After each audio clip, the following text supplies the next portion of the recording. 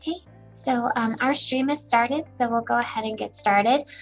Welcome everyone to the October APAC meeting.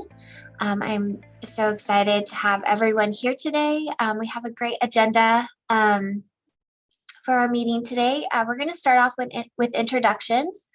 I'm Anna McLeod, Associate Director of Student Affairs on the Everett campus and the Chair of APAC. I will hand it over to Heather. Hi, good morning, everyone. I'm Heather Kova, Chief of Staff at the WSU Tri-Cities campus, and I will hand it over to Casey.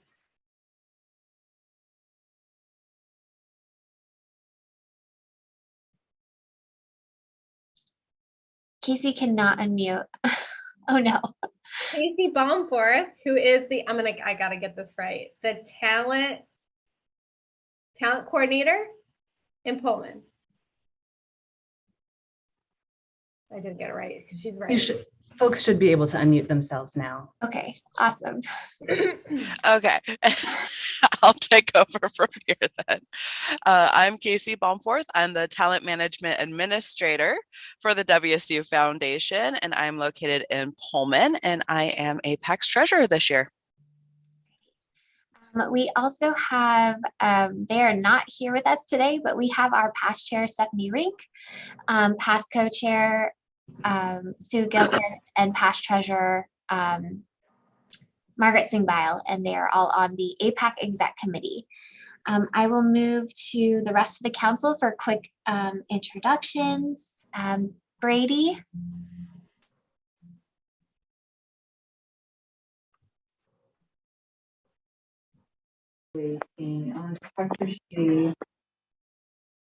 Oh, well, Brady is here.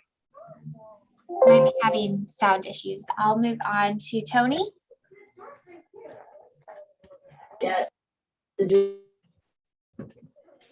You mean Charles, because Zoom won't get my name right? Oh no, yes. No, my name's Tony. I am just a committee member in the Boylan College of Engineering and Architecture. I'm the IT director there. Great, thanks, Tony. Spencer? Morning, I'm Spencer Demmer. I'm Assistant Director at the Compton Union Building at Washington State University, Pullman. And Robbie? Hi, Robbie Dudley, Coordinator for Facility Services Work Management Center. Okay, thanks, Robbie. Joanne? Hi, Joanne Green with the University Recreation on the WSU Pullman campus. Jenny?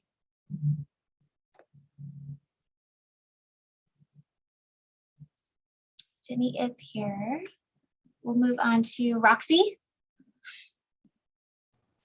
Good morning, Roxy Holden, Project Manager for Facility Services Capital on the Pullman campus and Tri-Cities. Great, thanks. Let's see, Pat?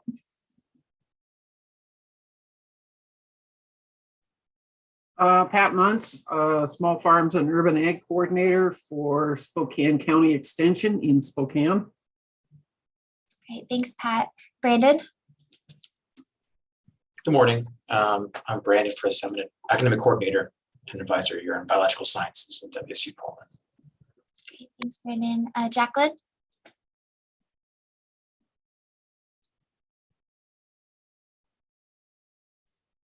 Sorry about that. Darn mute button ran away from me. I'm Jacqueline Southwick. I'm a director in the IT group for customer communications and support. And I work in the Pullman campus. Great. Morning, everybody. Good morning. Thanks, Jacqueline. Angie? Good morning, everyone. I'm Angie Center. I'm the event manager for all of Carson College of Business, but I'm stationed in the Pullman campus, and I am the APAC event committee chair. Great, thanks, Angie. And Catherine. Hello, I'm Kat Jackson, and I'm currently an advisor in the College of Veterinary Medicine, and I'm on the Pullman campus. Great, thank you. So thanks to all of our council members that are here. We do have some guests in the room as well, so welcome everyone. I do want to hand here we go, I forget this part. first off, we are being recorded, so just a reminder there. And if you wish to share, you can raise your hand using the reactions tool, and the host will unmute you. You should be unmuted already, but if you're not, we will unmute you. And then there is closed captioning, and you can turn on the live transcript on the bottom bar of your Zoom controls.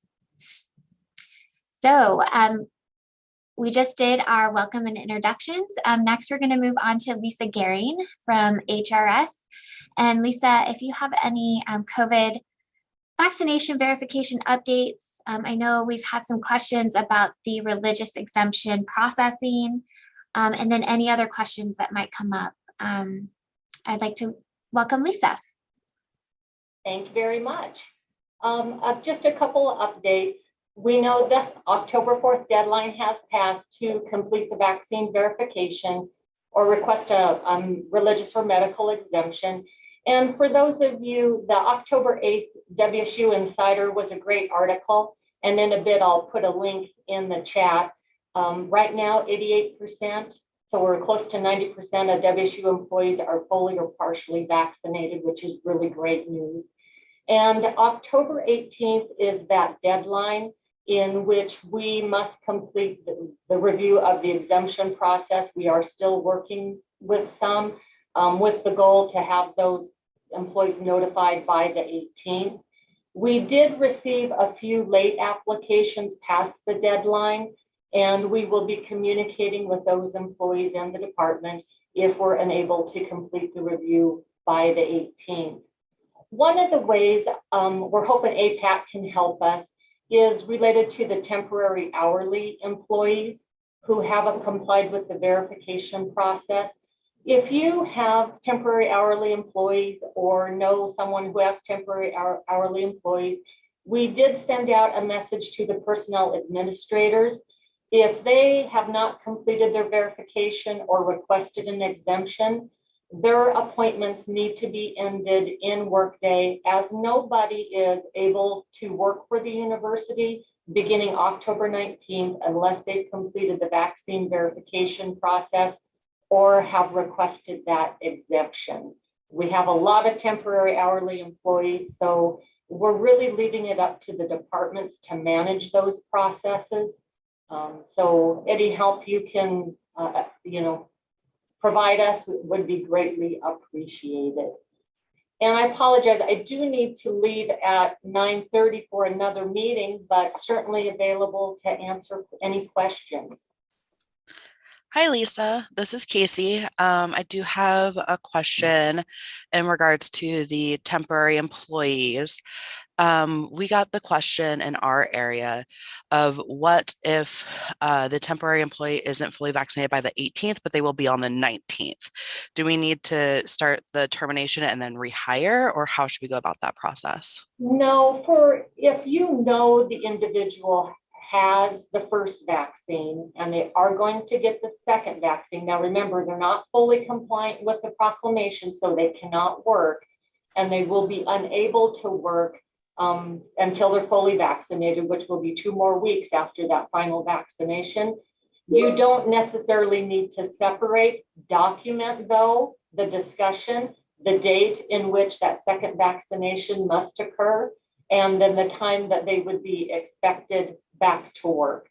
Because we understand, if you do separate, it's a lot of process to get them back on appointment, but you just want to be absolutely positive they're performing no work beginning the 19th. Thank you. You're welcome. Any other questions? Spencer. Yeah, I have a quick one. Temporary student employees who have requested accommodations are showing still as request in progress on the verification manager report. Do you have any idea of when that will convert over to a approved or whatever else it may be? As soon as we've completed the review, so for I'll talk specific to the religious exemption process, it's a 2-step review. So first, we're looking at that they're sincerely held religious belief is in conflict with receiving the COVID vaccine. Once that step is complete, then we work on accommodation with the department. Once that's done, then we will approve it and then go in Workday and approve it. It's just towards that October 4th, we received a lot. And you should be seeing approvals today, tomorrow, but there will be some as late as Monday. Okay, sounds good. Thank you. Thank you. Lisa, I do have a quick question. On the student employees, if they requested a religious exemption in Workday, do they also need to put it in the vaccination portal through Kruger Health Services, or do they talk to each other for the religious exemption requests?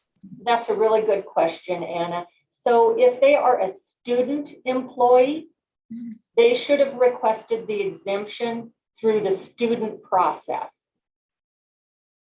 And that exemption, you know, the uploading of the information, requesting the religious or the medical exemption should have been through the student process. Now, as an employee, they still should have gone into Workday to designate whether or not they completed the verification, and then to just select the button that they're either requesting or a religious or a medical exemption. They don't need to send HRS the form related to the information on the religious exemption.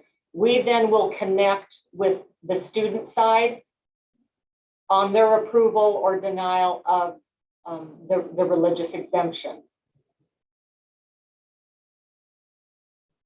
Did that make sense? It did, yes. Okay. Yeah.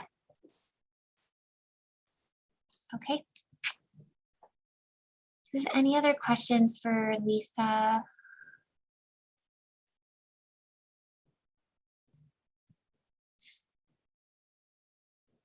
If you have questions later, feel free to send them my way.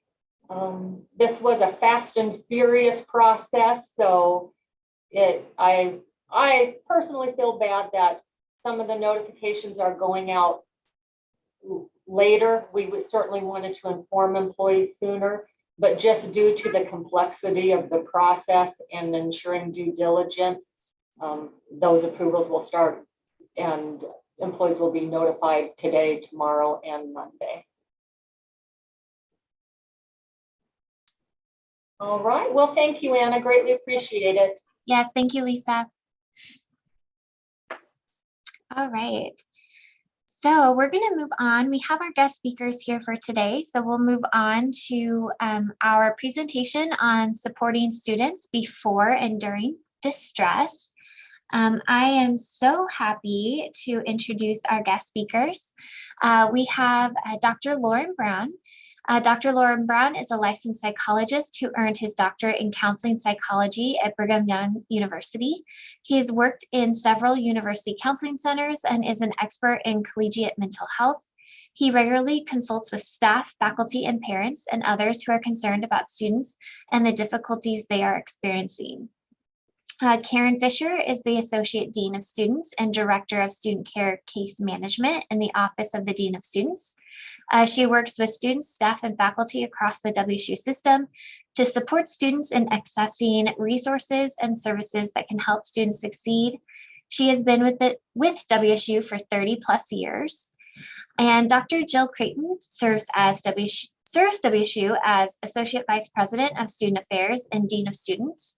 In her role, she works to support students and advocate for equity across the WSU system.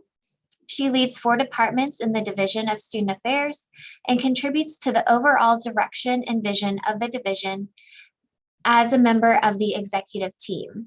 Dr. Creighton has held student affairs roles at Oregon State University, the University of Colorado at Boulder, the University of Colorado, Denver, New York University, and the University of Oregon.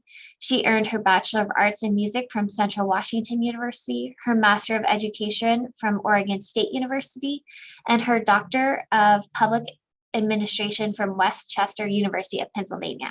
So welcome, Dr. Brown, Karen, and Dr. Creighton. I will hand it over to you. Thank you so much, Anna, and good morning, APAC. We're glad to be with you today. Karen Fisher is going to screen share our presentation for you on supporting students before, during, and after distress. All right, Anna Schilter just sent me that link. I'll pop it up here shortly. Well, as Anna is getting that link up, I think we can go ahead and just do some introductions to the session today.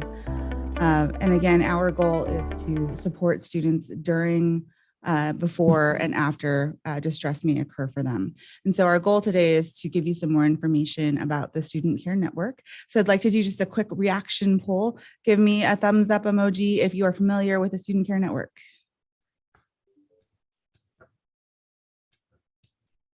All right, we've got about half maybe. Give me the wow face emoji if this is the first time you've heard the term Student Care Network. All right, got a couple. Okay, and then lastly, I know many of you have served WSU for, at least a couple of years. How many of you, give me the heart reaction if you remember the phrase from a while ago, Aware Network. A couple of those. All right. So the evolution of the process of building towards student care has been an actual process. And so we've worked with all of the vice chancellors for student affairs and some of their delegates across the system in order to build towards a brand new way to support students. We've been working in this function for about 2 years now, and it's been working really, really well, I'm pleased to say. Anna Schilter, whenever you're ready to bring up that slide, we're good. Thank you so much. So we're going to be talking about the Student Care Network, how to use it, and then also tips for you as an administrator on how you can support students who may be coming to your attention as a result of various things happening in their lives. All right, let's go to the next. So we already got a lovely introduction, so we'll go to that tips for responding, and I'm going to turn it over to Lauren. Yeah, so we just wanted to start with this as kind of a way to really ground ourselves in some of the best practices, and also a reminder of skills that you already have, that all of us have. And so these are some tips for when you're working with a student who's distressed, just to remind yourself that you do have these skills. I know a lot of times individuals may be worried about saying or doing the wrong thing when they're with a student who's really distressed. But following these, key tips are going to be helpful. So listening sensitively and carefully, asking follow-up questions, but also just giving them space to talk, that can be really helpful. Trusting your gut. If it feels like something's really seems off or they really could use some extra help or support, or you're worried about them. Oh, Karen. Okay, Fish, we got your chipmunk voice. And then also, and then thinking about connecting them with campus resources. Then also taking care, the idea of taking care of the student as much as you are able to, kind words, encouragement, but also taking care of yourself. It can be distressing and stressful to work with a student in distress. So if you need social support or some self-care time afterwards, then also there are some instances where it's really important to be thinking about the safety of the student or also the safety of yourself. So that takes priority. And then also sharing what you do know. And it's okay to say, I don't know, or let's look it up together. Let's pull up a website and look at that. But all of these are things that can really help in that compassionate response. So this I feel like is nice because, when there's alliteration, you always can remember these like the 4 R's or something. So this comes from a resource and thinking about recognize, respond, refer, and report. So you can kind of walk your mind through these steps when you're working with a student in distress. So recognize what are some of the specific problems, how's this impacting their functioning, then responding in specific ways, trying to help them with what's going on, then referring them to what you think might be the specific campus resource that could help, and then reporting the situation if necessary to whatever campus professional can offer additional support. So the student care team is a really great place to put things on the radar of multiple people who all work in a really collaborative way.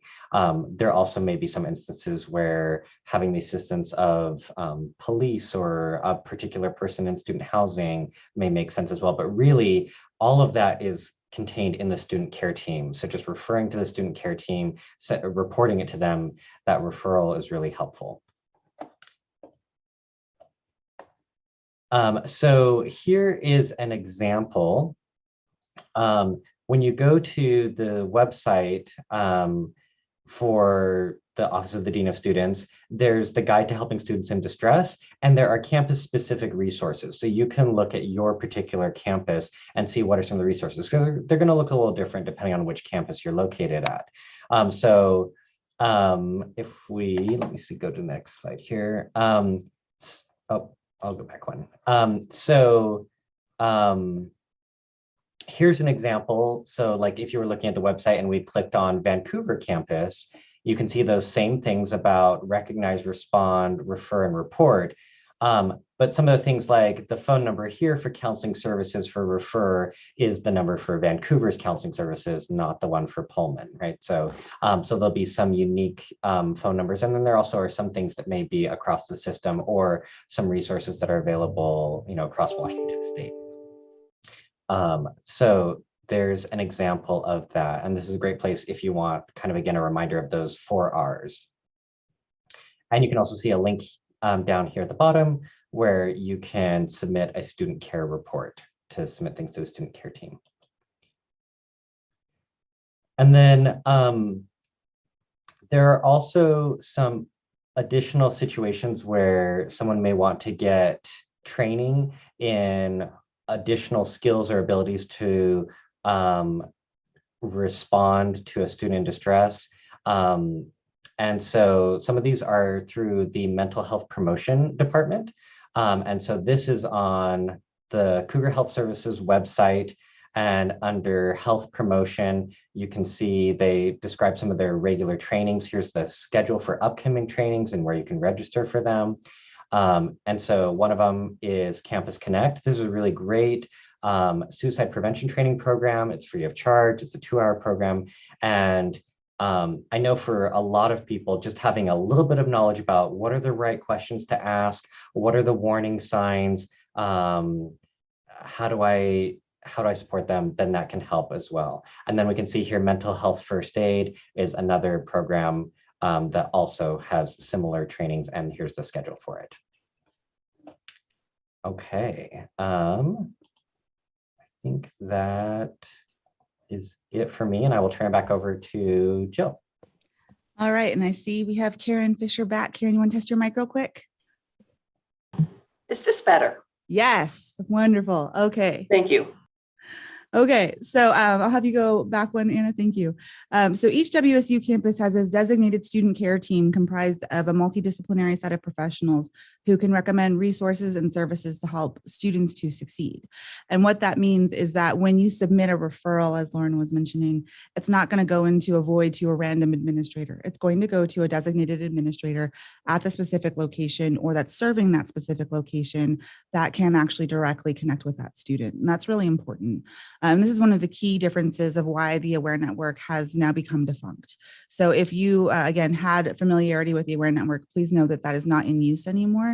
It's been replaced and I would say kind of revamped and bolstered and kind of shifted to serve students better and to be more student-centered for early intervention. So that's kind of one of the primary differences. But I wanted to introduce you to the leadership who is supporting the Student Care Network across the system. We have Anna McLeod, your very own APAC chair in Everett, is serving on the team. And this team is the leadership team for the system, and then we'll get into the campus specific. The entire Student Care Network falls under my purview. We have Dr. Dominic Thomas in Vancouver. We have Dr. Kate McAteer, who partners with Dr. Anna Plemons in Tri-Cities, Dr. Jim Moore in Spokane, and Debbie O'Donnell at Global, though all Global students are served through Pullman as well. So that's your senior leadership team, but each one of us works with teams on our own campuses as well.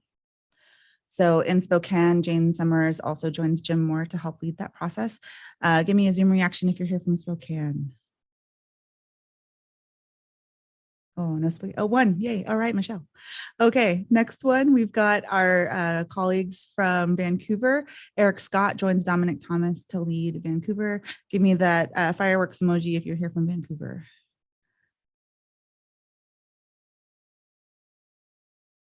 Okay, well, as you have your Vancouver colleagues rejoin you, hopefully they can connect with these folks. Tri-Cities, we've got, in addition to Dr. McAteer and Dr. Clemens, Jordan Creighton, same spelling, not related. Those are our Tri-Cities colleagues, and they do a wonderful job of supporting our Tri-Cities students. I see Heather's already got the heart for Tri-Cities. Anyone else from Tri-Cities, also please add that heart. Okay. And then Everett, again, Anna McLeod, your very own APAC chair, and then Dr. Mark Beatty also supports the Student Care Network for Everett. He's got a dual academic and student affairs role like Tri-Cities, so it's kind of a split amongst colleagues depending on what's happening. Any Everett folks in the house? All right, we got the chair. That's pretty good representation. And then finally, your Pullman team. We are actually in progress for a search right now, and I'll turn it over to Karen Fisher to introduce her team. Great, thank you, Jill. Happy to be with you all today. Yeah, so the student care case management from the Pullman office, we also serve students from Global Campus and Extension. So there are graduate students at Extension sites across the state of Washington. And so we work with those students. Also, we also work with students who might be, if they're at the point where students begin to go on study abroad, we also work with students in that situation. But yes, we have a vacant student care case manager position that's open on WSU Jobs at this point in time. So if you know of anyone interested in that work, we are looking for a new team member. The Student Care Network is really what we're trying to do is coordinated care and some prevention work for all students. And so the Student Care Network is a place to refer students if we want some additional support or additional information to serve students and to support students in their range of needs. We serve all students, graduates, undergrads, professional, non-degree seeking at all campus locations as a broad student care network team. We support domestic students, international students, documented, and undocumented students, and returning students and re-entering students who've had a time of separation from WSU enrollment. We also work with students who are entering or changing campuses from one WSU location to another WSU location, and sometimes returning back to original campus locations. And what we want to do is partner and support all university stakeholders who are working with students and providing support to students. So the Student Care Network is really most useful in a way. It's a web presence in order to access information from all campuses. It's really a way for a student, if you're engaging with or want some more information, to support that at this web presence, regardless where you are across the WSU system. It has whole system support and information. So it's an easy way to connect with students and good reference tools.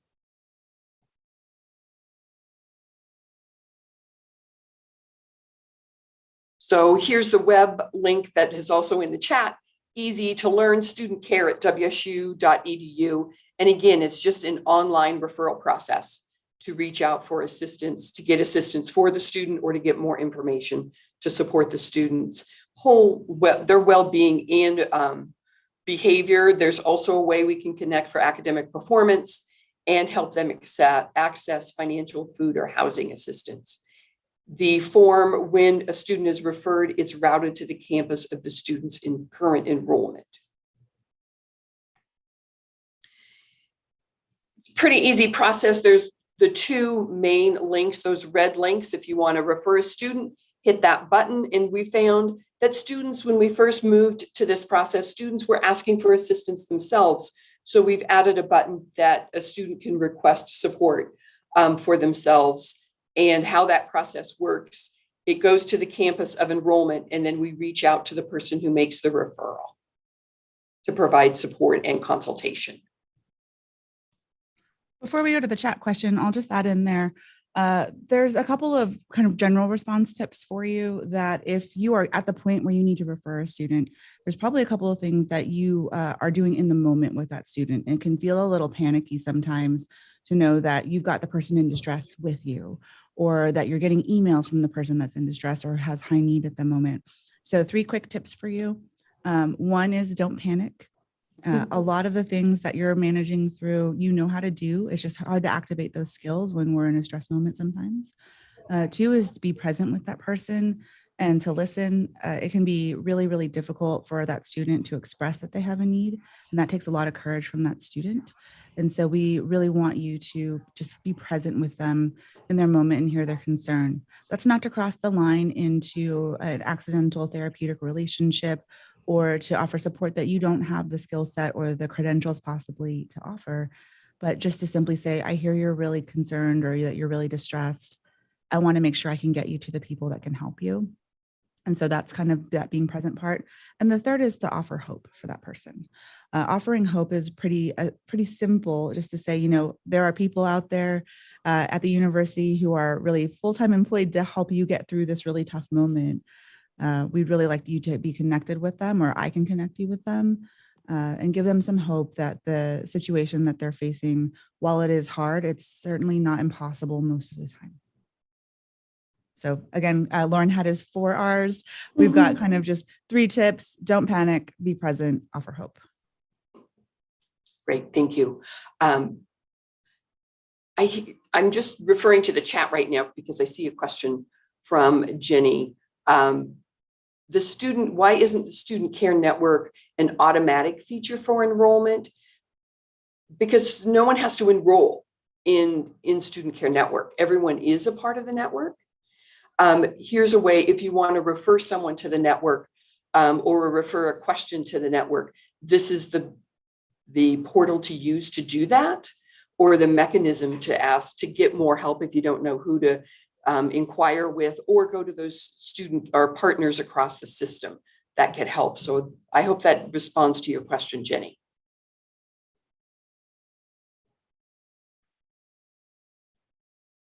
Okay, thank you. Thank you. So next we just kind of have a chat question. If you can put a response in the chat, you know, from your perspective or how you work with individuals at the WSU system, what do you see students experiencing that might require support or a referral to the Student Care Network? If you could go ahead and just drop some responses in the chat there, would be helpful. We can learn from each other.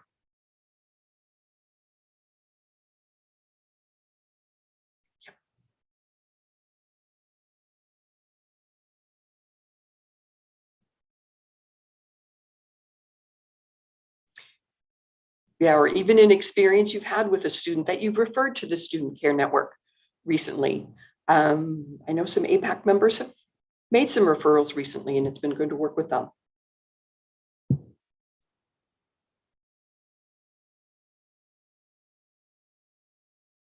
Yep, missing lots of classes, anxiety and about talking to faculty, academic performance anxiety. Yeah, you don't need to be a healthcare provider to make those sort of diagnoses about what's going on, but you can see folks struggling.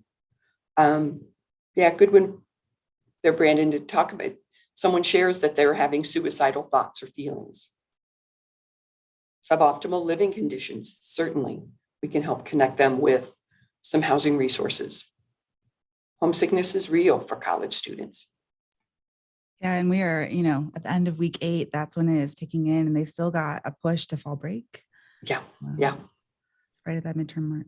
And so all of those things you've all shared there, there's at least we can help folks that are referring students to have more information about resources and ways you can refer those students or share information with students about things that could help them and help them address some of those things that are concerning to them at that time. Just a reminder, early intervention is key to student success. If someone poses an immediate threat to themselves or to the others, please do call 911. Student Care Network, we are second responders and perhaps even third responders, not first responders if there's an immediate need for safety, and we need to get first responders there quickly. Those are the folks we certainly will use and are trained in order to do that, to be the first responder if there's a concern of immediate threat to themselves or to others, or harm.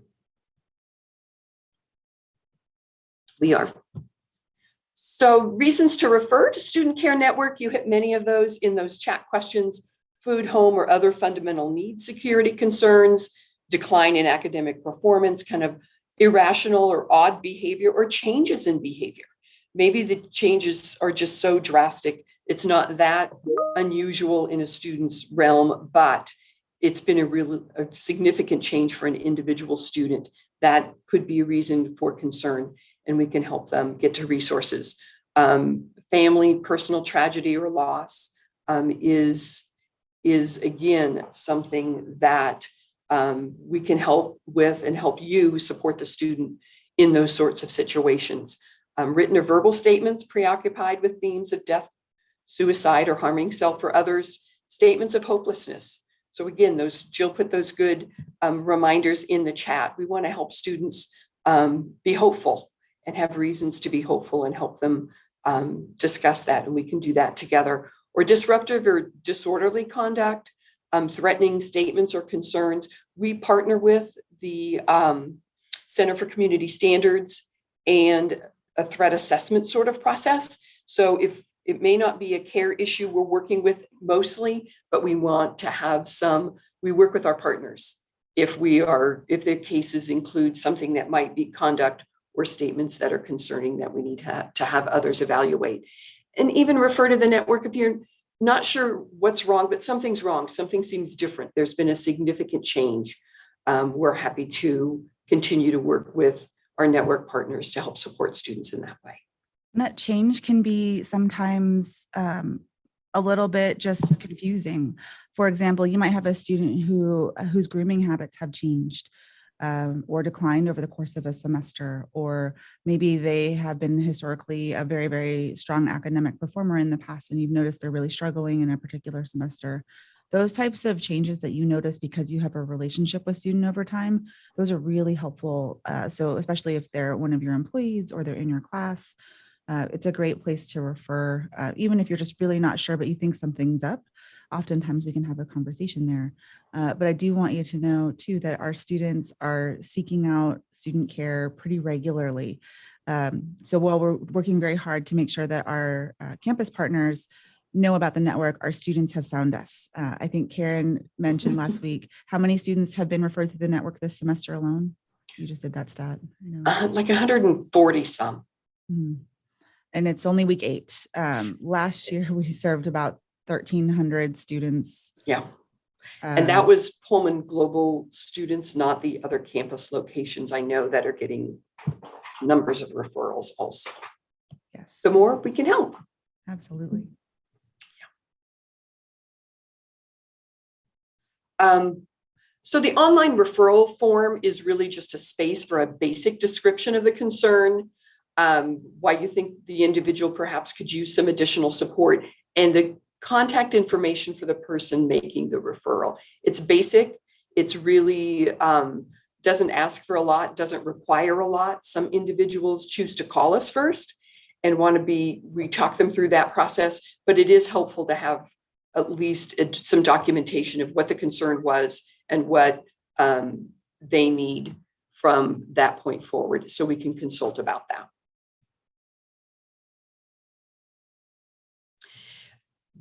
I'll be clear, if the concern includes information regarding perhaps a violation or an allegation of other university policies, for example, sexual harassment, sexual misconduct, or discrimination, we do additional outreach to our partners with the Office of Compliance and Civil Rights. They may be working with that case. It may be a case that they need to intake. So we work with our partners there. If the description or the phone call might include implicating some of those matters, we work with them. Similarly, if the information may be concerning something that's an allegation of perhaps a violation of the standards of conduct for students, we work with our partners there to follow up in a coordinated way. Sometimes those processes, if they need to begin we can do that, but we also provide care and support through that process. I think it's really important that folks understand what happens once you've submitted a referral into the internet void, right? I think that can feel really strange sometimes that you're providing what's possibly very sensitive information through an online form and then thinking, wow, I hope I've done what I need to do to get this student supported. So the first thing I want to say is I assure you, you have. You definitely have given the information in the right direction. And so I want to share the process by which that information is actually managed. And then sometimes that means we're able to follow up with you directly as the referring party. In fact, we try to do that in almost all cases, but there are some cases where we can't for various reasons. The Student Care Network is protected under the FERPA regulations. So any information you send into the network will be held in privacy. We do reach out to other campus partners who have an educational need to know, or specifically those who might have more information about the context of the challenge for the student. That might mean additional instructors or, again, employers, RAs, that type of person who might just have more regular interaction with the student. But the student of concern is brought to someone's attention, and then you as a faculty or staff member make that referral. It goes to the appropriate campus partner that we showed you faces for earlier, and they are going to go ahead and start working on the situation.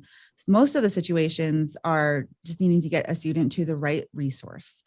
Those would be kind of like low touch cases where we're going, wow, this person could really benefit from a one-time interaction, and that interaction is going to be a referral and perhaps additional support.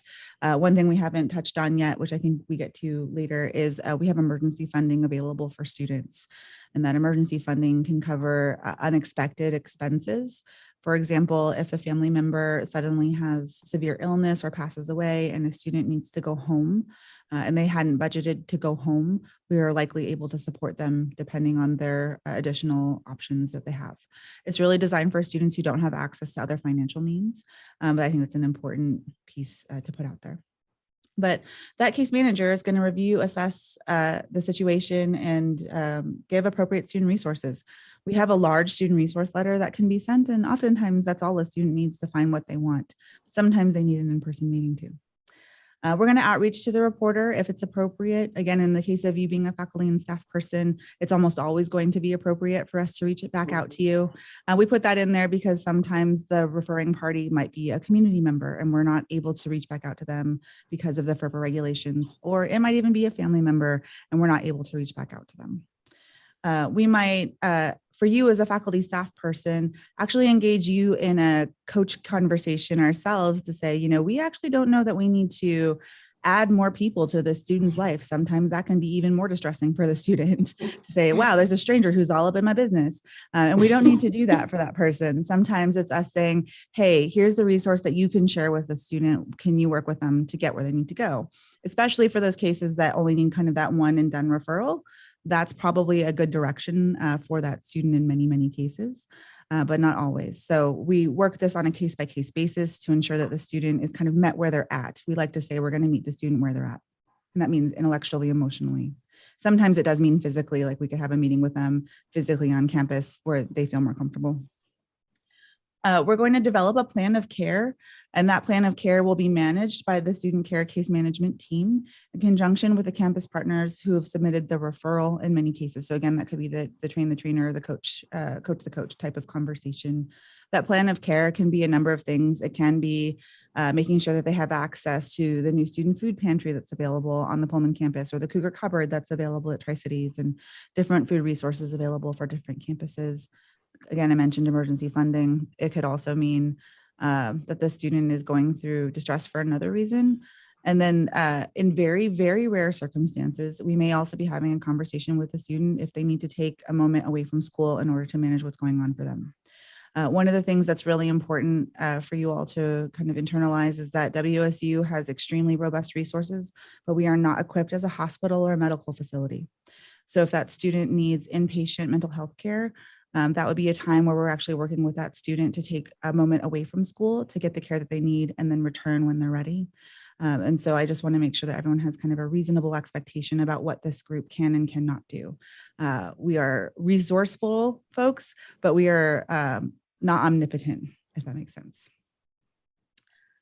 The next step is to do additional follow-up with the student of concern, the reporter, and the case manager. So it's cyclical, and then adjust the plan as needed. So we're going to keep that student within the network as long as they need to be with us.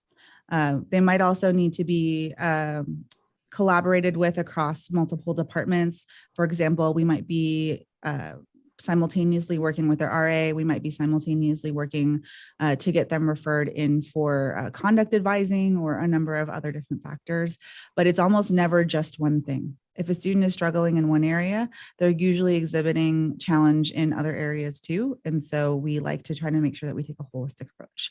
So that's what happens once you refer your concern into the network. You may only hear blips of touch points, but please know behind the scenes, people are working very, very hard in order to make sure that student is served.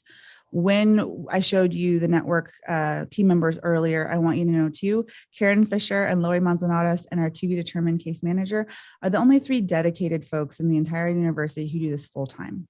Everybody else has an additional full-time job that they are supporting students through. So just be aware of that.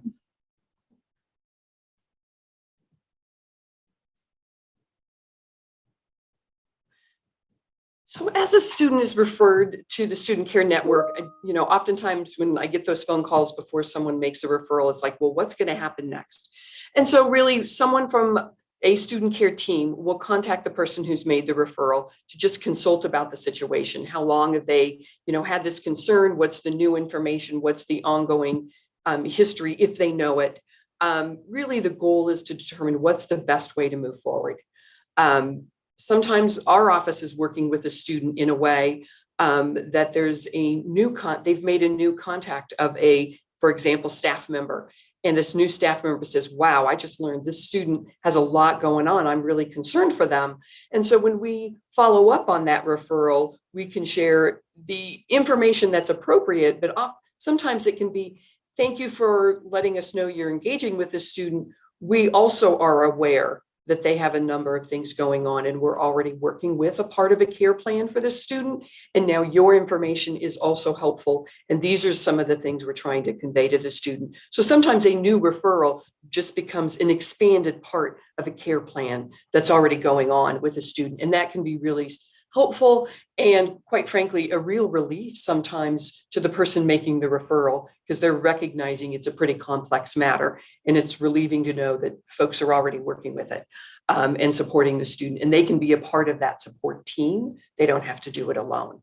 And so, again, we prefer to work in that sort of team environment where we know where the students' touch points are, so we can all be in a synchronized way, providing support as appropriate. Sometimes if we speak to someone who's made a referral, maybe an observation, they don't have a connection with the student. If we're unable to establish kind of a first person method for connecting with the student discreetly, we may use some of the systems that are in place, like the residence life system, to connect with the student. Every student has an academic advisor. That becomes often a touch point for us to work with the academic advisor to see if they're making a touch point to the student. And we can also just send a letter that has a welcoming letter that has lots of information for students and lots of links for them to easily access support resources, and an invitation to meet with a student care case manager. I'm always pleasantly surprised when I hear from students months later that they said, we got a letter from you. I didn't follow up then, but it's like, great, you're calling now. Sometimes people need time, and getting those letters out, even though often we don't get responses, when we do, students remember, and I really appreciate those that then are in a place where they can reach out when they want to. But we'll continue to try to outreach and connect to a student, even if they don't respond to us. We try to at least make 2 follow-ups. So that's kind of what happens when a referral is made. And really, our goal is to get resources and information and to support to students as fast as we can, regardless of where they're enrolled across the WSU system. And our goal is early intervention, helping a student get some support and have access to resources before the situation becomes even more challenging and impacts their academic progress even further for that semester.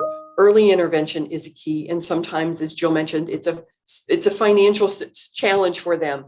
The dollar amount is not very high, but they just don't have access to financial resources. And it's a mental burden.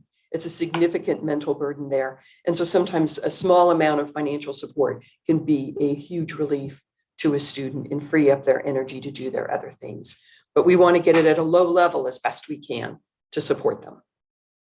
And support the community that they're with. Sometimes a student who's in distress also is distressing to their community around them.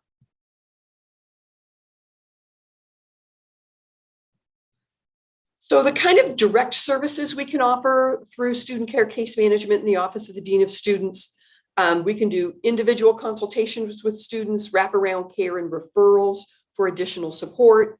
We sometimes can communicate directly with instructors on behalf of a student if they're unable to do that.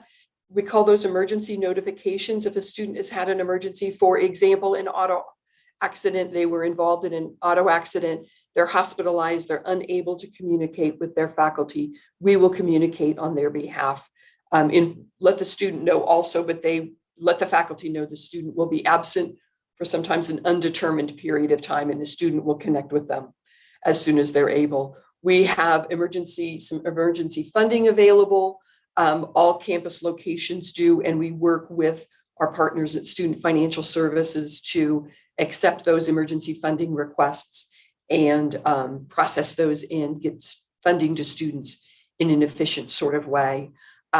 We have connections with fundamental needs security like food and home across the WSU system on each campus. When students experience a crisis or have a major illness, we help with coordination, sometimes with their instructors, sometimes with their academic advisors, sometimes with their campus employers, things that we can help support them through those unexpected crises, and students don't know where to start.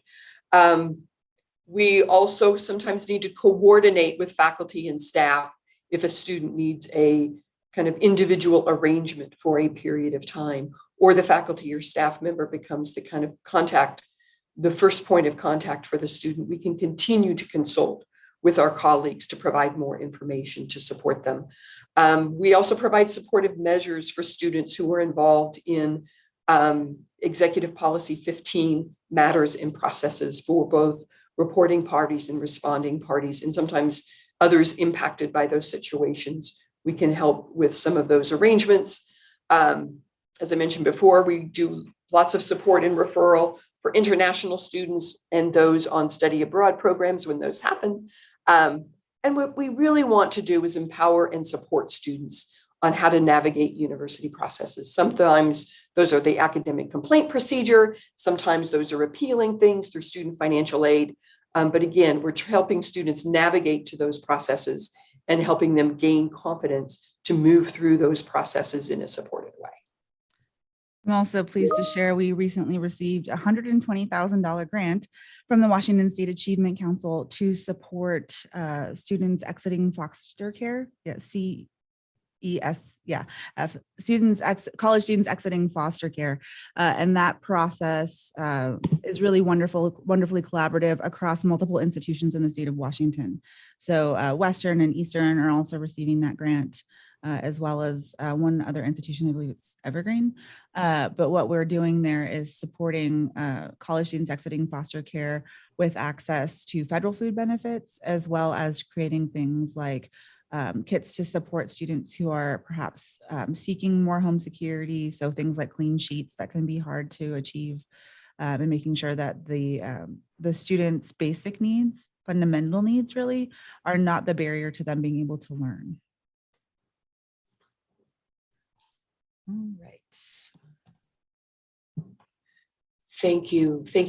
And so here's just a wide range of resources, even in addition to the resources that the university provides, but just a wide range of resources that are available to any person at any time that might be really helpful for students. Sometimes they don't want to access the university resources for their important reasons, but there's a wide range of support. So again, a good long list of a range of resources available for folks in distress And so that to help them navigate to something that might be really useful for them and that they feel comfortable in outreaching to. Some students don't want to talk to their university about their other things. And they get to do that. But we want to be equipped and have a long list of resources for them to choose from. So maybe the time is right for them. They can outreach from some additional support. One quick suggestion about that as well is sometimes if you have the student with you in the office, have them put the number in their phone right there. Because sometimes they'll say like, okay, I'm aware of it. But then when it comes time, they're either don't have the number, they won't look it up. So if there is like a crisis service or something, it's like, well, here's a list. And like, if you want, go ahead and pull out your phone. Let's go ahead and put it in so you have as a contact. That makes it much easier and reduces that barrier of them actually calling. Thanks, Lauren. That's a great tip. I haven't even used, but will next. Yeah. Yeah, so another question for the chat, and Jenny actually had one of those in the chat already. You know, what are some scenarios or fact patterns that you think would be worth walking through to provide better insight to the care network and resources that are available? So what are kind of some scenarios you think would be helpful to get more information from the care network staff?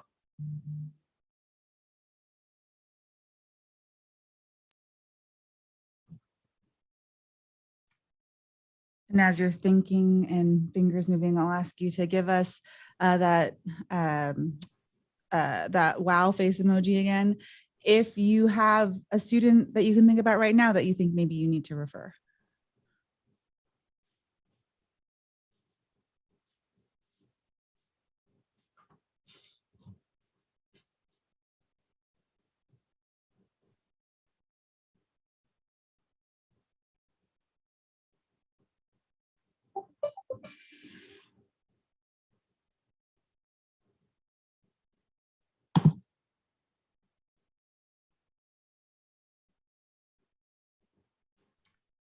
Also, if you would like to unmute and share instead of typing, you're also welcome to do that.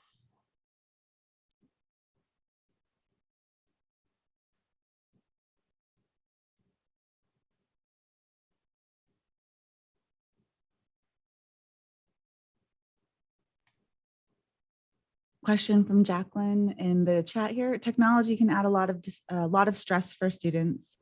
Is it ever discussed or brought up?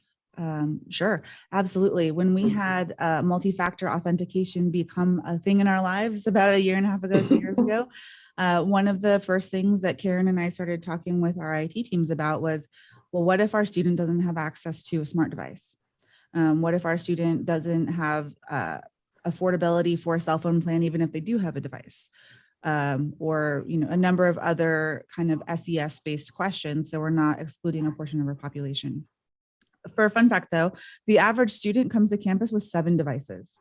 That's average that connect to the internet. It's pretty intense. But we were able to do things like provide free U2F keys for those students in order to be able to authenticate with a USB stick instead of authenticating with a physical device. But we also became aware in the pandemic of how the social inequities that already exist became even more pronounced in the pandemic. And so we worked with the provost's office to do a couple of things. One was to provide wireless hotspots available for students who didn't have access to Wi-Fi at their home address or maybe very poor Wi-Fi.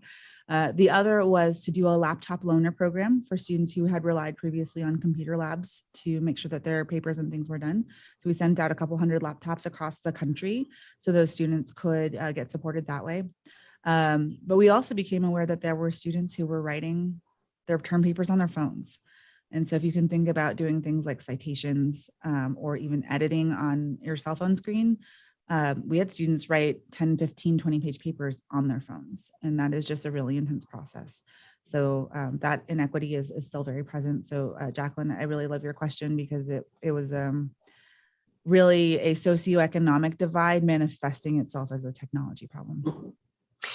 And there were also some requests early on, and now there's more of a program for students kind of being tech ready before classes start and helping students navigate to some of those online learning modules so they have some familiarity and they know what the resources are to access the technology that's required for their classroom space. and the trainings on Canvas and such. So students, again, can gain some skills, know where the resources are, and can confidently move forward using the technology that's required for that curriculum that they're involved with.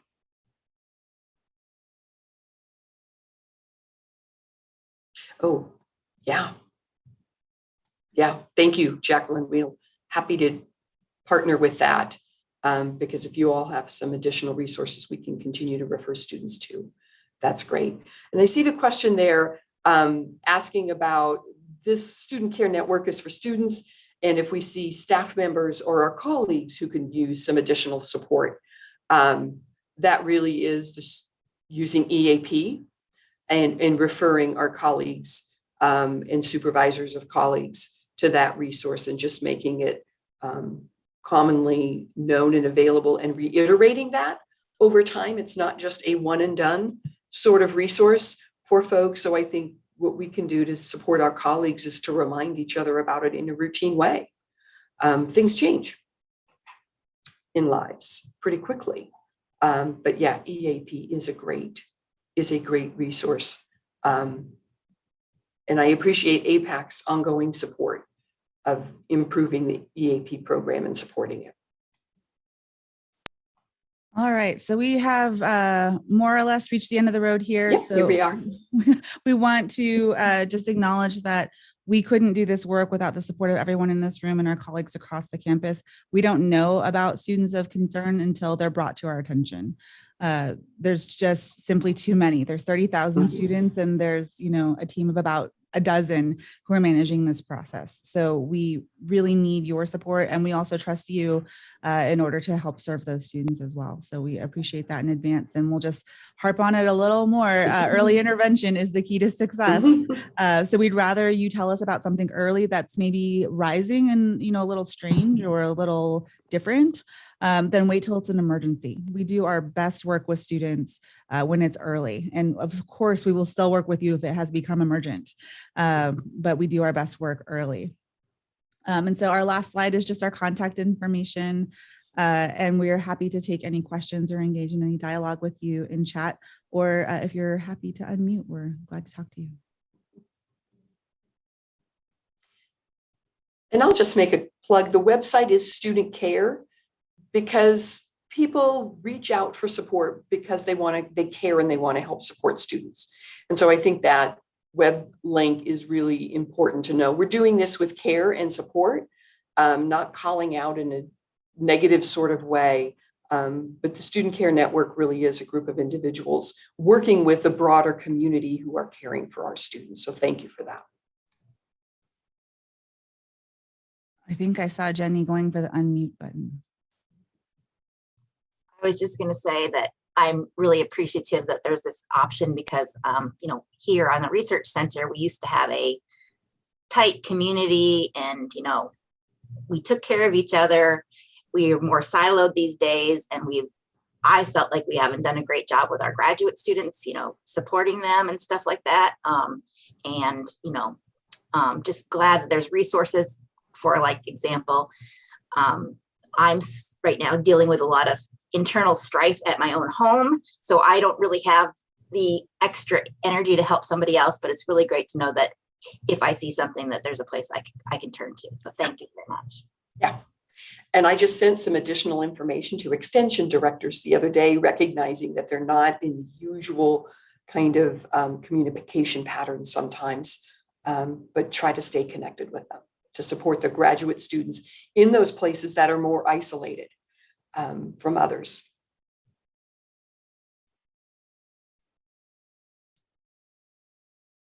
Other questions or thoughts?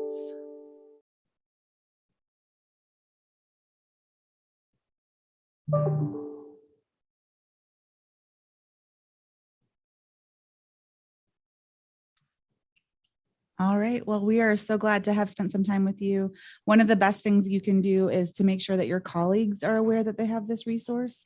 And again, we just want to hear from you early. That's the best thing you can do to support students. Even if you just have something that you're like, I'm not really sure where to send the student or what to do with it, you can always think of the Student Care Network as the first place to go for assistance and support. So we appreciate everything you're doing in your day-to-day jobs as well. And we hope that you have a easy slide into week 9. I think it's been a pretty intense ride for a lot of us in the last 2. So thank you so much, Dr. Brown, Dr. Creighton, and Karen. I'm very much connected to the Student Care Network, and I'm always so happy when we can share it out. So thank you for being here with us today. Thank you. All right, so we will move into the chair's report and the business portion of our meeting. For the chair's report, I do want to just update everyone on the APAC survey. So that went out a couple weeks ago. We have already received great responses from our AP constituents. We have 282 surveys completed and 81 pending, so they just haven't finished and hit that submit button yet. Our goal is 500, so we are already over halfway there. So if you can continue to share that survey link out, Anna is going to put it in the chat here with the article that was in the Insider about our purpose and why we're doing the survey. That would be great. I've read through some of the responses briefly, and we're getting some really great feedback and ideas for APAC moving forward. With that, I do want to take just a moment to address, we've heard a lot of concerns coming up regarding the deadline for state employees to be vaccinated or receive the religious or medical exemptions. We did have Lisa Gehring here at the start from HRS kind of talking through that process and any updates. We know that there are significant concerns. We feel them, the exec committee feels them with staff turnover, either due to the vaccination mandate or not. We're just seeing lots of vacancies throughout the system of AP employees.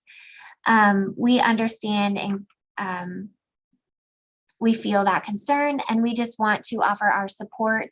We did have some talking points that we put together as an exec committee that we are going to share out to you, that if you're talking to any of your colleagues or friends across the campuses that are having concerns, we recognize it. We are doing the best that we can to transfer that message to administration. And we have some ideas of how we can potentially help each other through this time. So just so you know, we have those put together and we will be sharing those out. With that, we have had some significant resignations from the council. So we do have quite a few openings that we will be most likely filling in next year's elections. But there are some committees that are left with very few members. So one of those committees is the marketing committee. One of our very important committees is very much underrepresented, and we may need some volunteers to move over to that committee. Heather and I are going to be looking at kind of where the committees are at and asking for some volunteers to help with the marketing committee. My last update here, we are meeting with the president and provost and Teresa Elliott Cheslick on October 20th, so next Wednesday or Tuesday. So if you have any topics that you would like us to bring up, please email them to me by Friday so I can get them on the agenda. We're always looking for emerging issues, information sharing topics that we can add on our agenda. So please send those along. Jenny. I was curious. I mean, I know that there are things we can and cannot talk about, but I'm curious about salaries, minimum wages going up, long-term care is coming out of our paychecks. I know there's no money, but I mean, it's an equity issue at this point. It's not just I'm a greedy person wanting to earn more money. So if there was some way to voice that concern from, that particular standpoint, I'm sure many of us can give great examples of, how we're actually earning less money today than we were, years ago or whatever. So thank you. Yeah, thank you, Jenny. That is something that we have on our list already. So thank you for bringing that up. I do know that there was some room in the legislative agenda. Heather, you might be able to talk to this a little bit more for potential raises for this next year. But Heather, can you clarify that for us? Yeah, so in between the biennium, there's the opportunity for WSU to submit for a supplemental budget request, and WSU did submit for faculty and staff raises. So I think the request was for around $9 million. And that is public information. And I think in the next communication, we might be able to just post what was submitted in this supplemental. Again, that's going to go through the budget process and the governmental process for, there's no guarantee that we'll get that, but it is certainly something that is being talked about at all levels and being heard, and there is some action being taken in order to request those dollars to make that happen for faculty and staff. Great, thank you, Heather. Any other topics of concern or information? You can private chat me or email me or Heather as well if you would like. Great. I think our next move is on to strategic plan update. So Heather.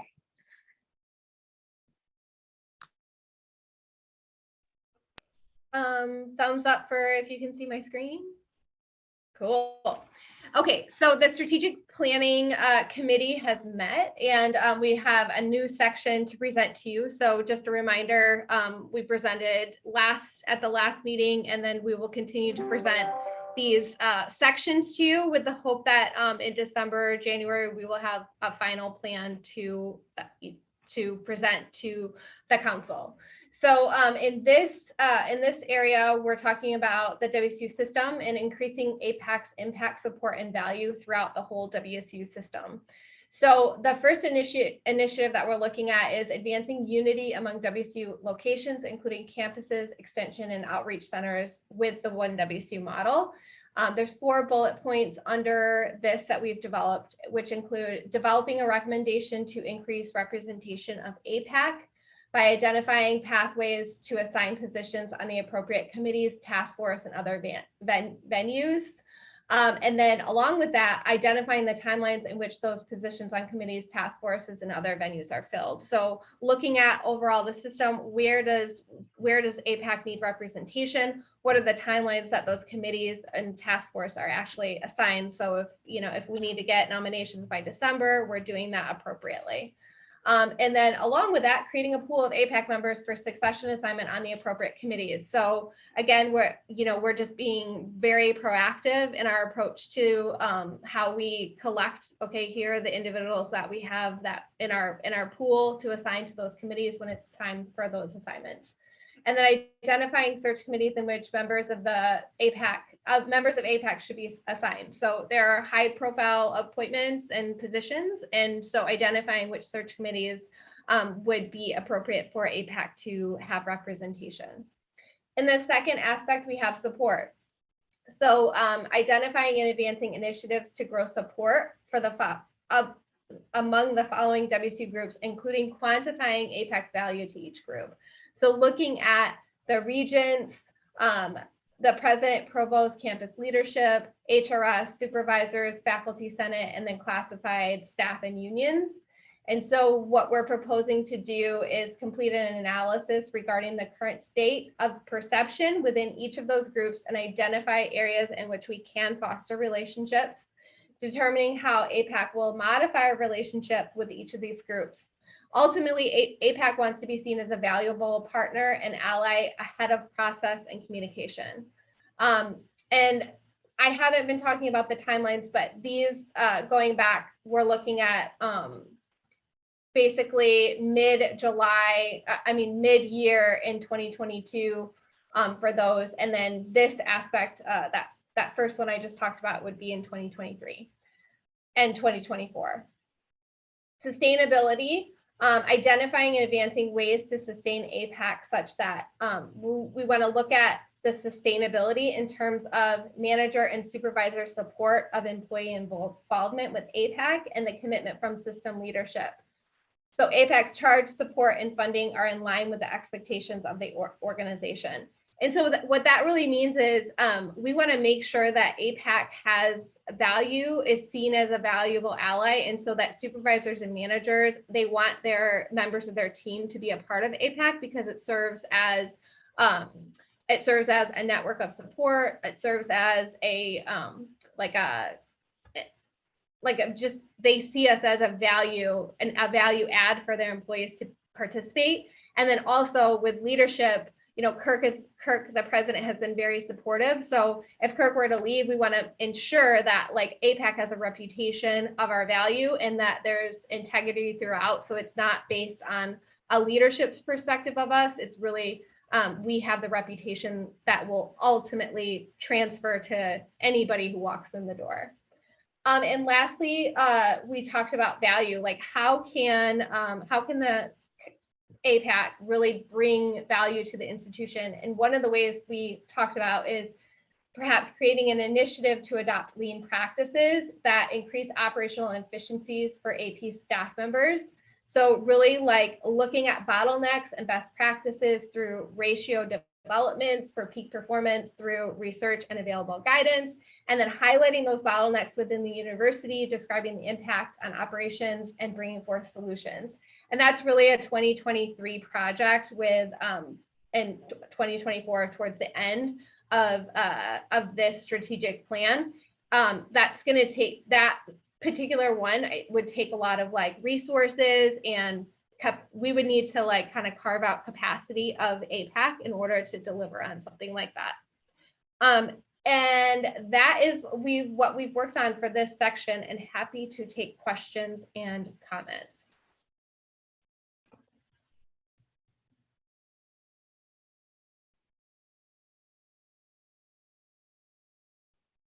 I know I threw a lot out there.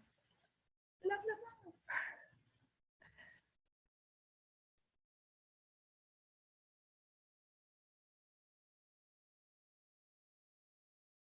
Okay, so I just want to say thank you again to the committee, and we will continue to work on the other sections of the plan, and we will present again next month.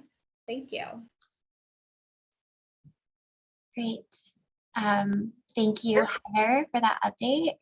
Can we get a copy of that in writing as well? I mean, I know it's a draft and everything, but yeah, I think the idea is that we'll continue to develop this, and then we will share it out.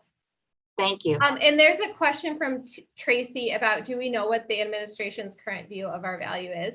And I think that's the analysis that needs to be done in the future to really evaluate that. I think we have anecdotal, ideas about it, but I don't think it's been really kind of quantified and put on paper. Anna, I would be happy to hear your perspective as well. No, I agree with that, Heather. I think when we put that section together, that was the idea behind it, is very much getting that more solidified than just the anecdotal, like Heather mentioned. So thank you, Tracy, for that question. All right. Great. So we will move forward. Yes, Jenny, it is a good indicator. With Casey, I know you just have one very short update unless things have changed, but I will hand it over to you for your treasurer's update. Thank you, Anna. No, it's still just the one very, very short thing. So as a reminder to our committees, budget submittals are due tomorrow. Reminder email went out to committee chairs last week with the link on how to submit your budgets for the year. So please get those sent in. So I'd like to start reviewing those on Monday. Thank you. Casey. With that, we will move into committee updates. I know I heard from a few committees that they didn't have any, and that's fine. But I know, Joanne, do you want to give us just an update on our upcoming event? Yeah, we've got a couple events coming up. We have worked with HRS on effective communication workshops. It's based on the book Crucial Conversations, which is available through Skillsoft on the HRS website. The first workshop in October, there's 2 per workshop, is full, but we have another set in December that there's still space for. So hopefully we can get both of those full. It's a workshop style, so 2 2-hour sessions where you get to work through some of the content from that Crucial Conversations book. We've got a few guest speakers coming up for our monthly meetings. Next meeting, we have Dr. Ellen Sutton coming to talk about DEI topics and how to create a more inclusive and welcoming community. We're working on a workshop for December about holiday celebrations. And then in January, we've got Tremaine Gauthier lined up to talk about how you can incorporate mindfulness and anti-racism work. And we're still working through the rest of our topics for monthly meetings.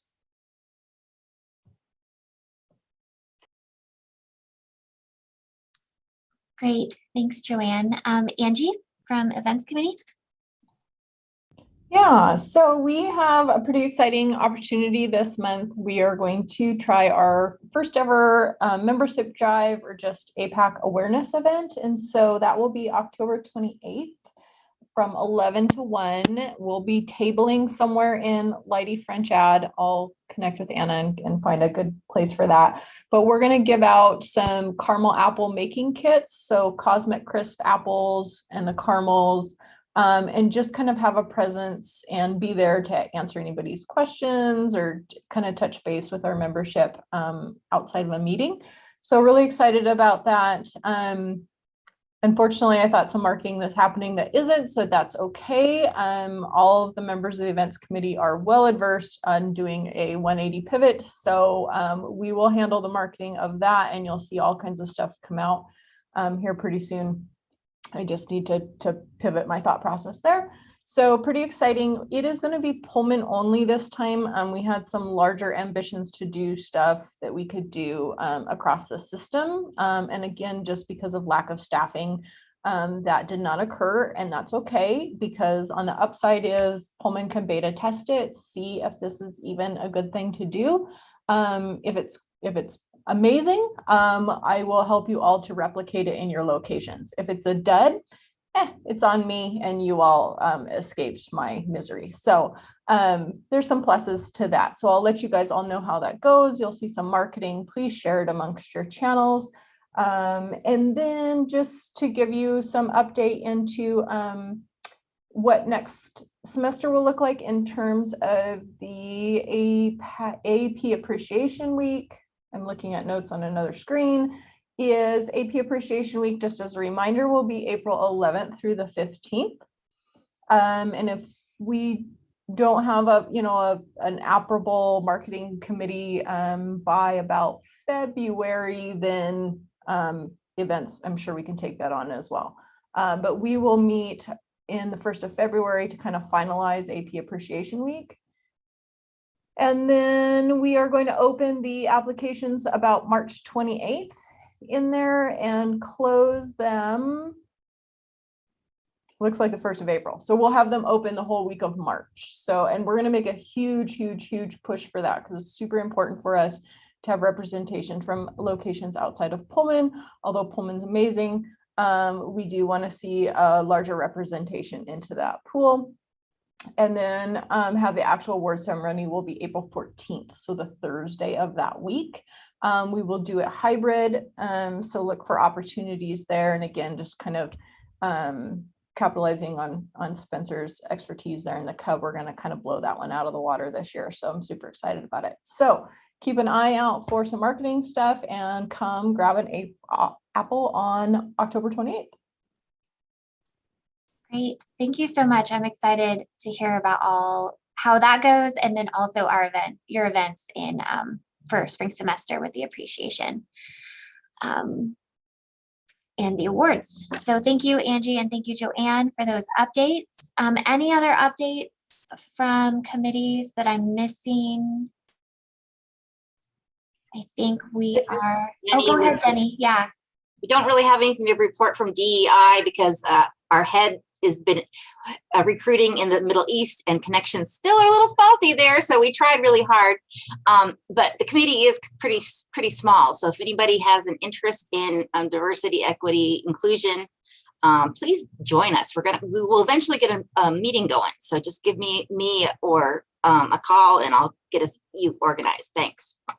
Great. Thanks, Jenny. Yes, some of our committees, like I mentioned, we need a little bit of help on some of them. So Heather and I will put out a message here soon about that.